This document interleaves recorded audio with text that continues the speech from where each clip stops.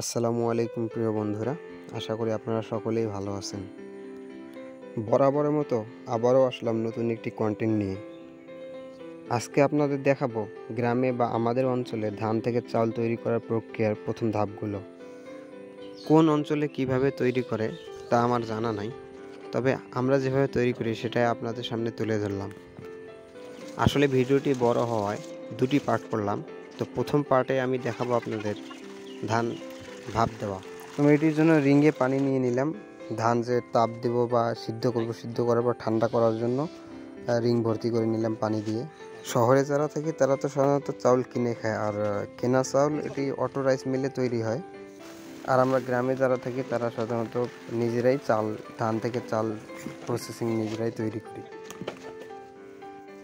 তো আর কথা না বাড়িয়ে শুরু করা যাক, আপনারা ভিডিওটি দেখতেই থাকুন।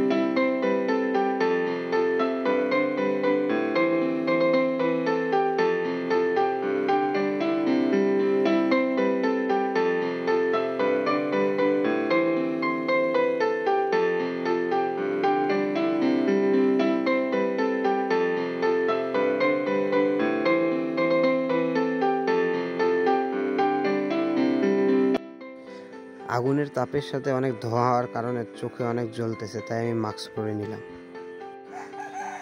ধান প্রায় ভাপ আসতেছে, এখন সিদ্ধ হওয়ার কাছাকাছি। এটা আসলে সিদ্ধ করার পর আমাদের রেখে দিতে হবে ঠান্ডা করার জন্য। তো আমাদের ধান সিদ্ধ প্রায় শেষের দিকে। সিদ্ধ করার পর ধান ঠান্ডা করার জন্য আমরা এভাবেই রেখে দিই প্রায় 12 ঘন্টা 16 ঘন্টার মতো। এক কথায় আমরা যেদিন সিদ্ধ করে পানিতে ভেজায় রাখি, তার পরের দিনে আমরা আবার সিদ্ধ করে রোদ্রে শুকাইতে দেই। তো আজকের ভিডিওতে আমরা দেখালাম ধান তাপ দিয়ে ঠান্ডা করে রাখার যে প্রসেসটা, সেটা। দ্বিতীয় পার্টে দেখাবো আপনাদের এই ধানটি ছাঁকুনি করে আবার নতুন করে ভাপ দিয়ে রোদে শুকানো। তো সে পর্যন্ত আপনারা ভালো থাকবেন, সুস্থ থাকবেন। ধন্যবাদ।